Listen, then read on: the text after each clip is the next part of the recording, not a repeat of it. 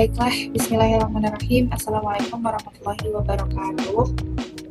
Selamat datang di presentasi saya kali ini. Perkenalkan, nama saya Ilma Fahma dengan nomor NIM 20136049. Terima kasih pada kesempatan kali ini saya berkesempatan untuk mempresentasikan mengenai materi mata kuliah ilmu wilayah. Yang pertama yaitu pengantar dari ilmu wilayah sendiri. Langsung saja kita masuk kepada overview. Apa itu ilmu wilayah? Ilmu wilayah itu merupakan disiplin ilmu yang relatif berkembang dan ilmu ini berkemampuan untuk menggabungkan kerangka kerja dari ilmu-ilmu lainnya, yaitu dari beberapa ilmu yang berbeda digabungkan menjadi satu, dan itu dapat dikatakan dapat dijadikan sebagai ilmu wilayah. Lanjut. Nah, yang kedua itu ada lokasi analisis. Untuk lokasi analisis sendiri, yaitu merupakan munculnya aglomerasi perkotaan atau perkumpulan konsentrasi industri, pertumbuhan wilayah, dan perbedaan spasial.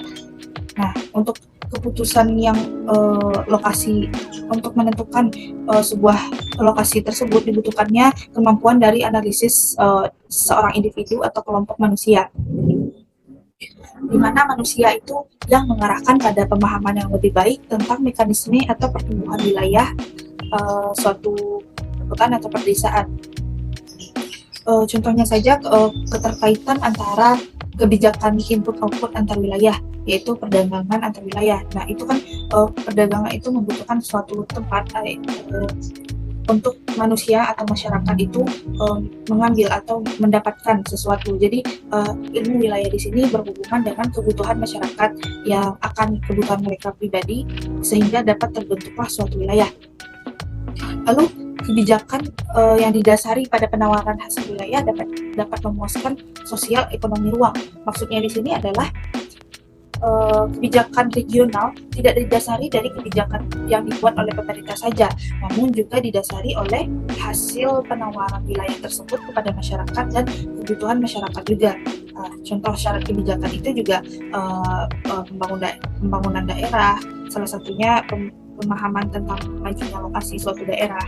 Nah, majunya lokasi suatu daerah itu juga berdasarkan atas kemampuan produksi wilayah tersebut dan bagaimana masyarakat memanfaatkan wilayah tersebut atau membutuhkan wilayah tersebut. Maka jika pengelolaan atau pemberdayaan wilayah tersebut dijalankan dengan baik, maka wilayah tersebut akan menuju ke arah yang lebih maju atau lebih berkembang.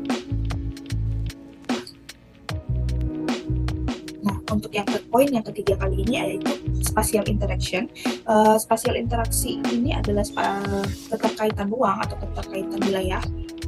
Nah, ini di sini berkaitan dengan struktur spasial dan evolusi ekonomi spasial ekonomi. Nah, contohnya di sini adalah ekonomi spasial itu bukanlah hasil dari proses acak ataupun namun interaksi spasial ini terjadi karena adanya penawaran permintaan dan tempat yang mudah diakses. Nah, itu kenapa bisa terjadi interaksi spasial, karena terjadinya penawaran dan kebutuhan tadi. Lalu yang kedua, ilmu wilayah ini juga merupakan cikal bakal sistem sosial dan perkembangan sosial ekonomi, di mana masyarakat di sini semakin mereka membutuhkan, semakin mereka mengelola suatu wilayah tersebut, maka itu tujuannya untuk menyejahterakan kebutuhan mereka, di mana semakin sejahtera maka sistem sosial ekonomi mereka juga akan semakin berkembang. Okay. Poin keempat yaitu the border. Okay. The border spatial context, maksudnya di sini konteks spasial yang lebih luas. Nah, gimana konteks spasial yang lebih luas itu? Ilmu wilayah tentang ruang konteks yang membutuhkan analisis multidimensi dengan berbagai disiplin ilmu. Nah, konteks wilayah di sini membutuhkan dari berbagai ilmu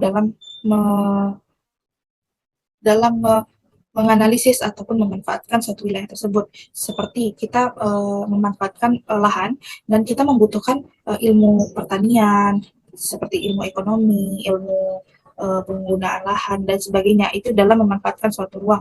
Nah, agar kita dapat memaksimalkan penggunaan wilayah tersebut, baik itu meminimalisir dampak yang terjadi dan maksimal manfaat yang dikeluarkan. Salah satunya contohnya yaitu geografi fisik, seperti danau, sungai, pegunungan, dan lain-lain yang memberikan pengaruh pada efisiensi dan produktivitas karena dampak kepada banyak transportasi yang digunakan.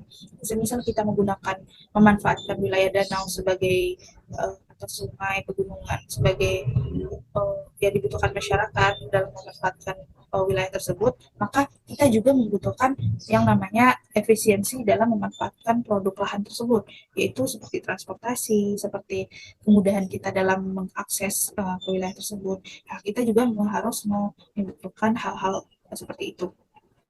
Dan juga yaitu ada ketidakrataan spasial atau aksesibilitas dan konektivitas yang berbeda. Nah, ini perlu dipahami dalam mempelajari ilmu wilayah, karena setiap wilayah itu memiliki aksesibilitas dan konektivitas yang berbeda-beda.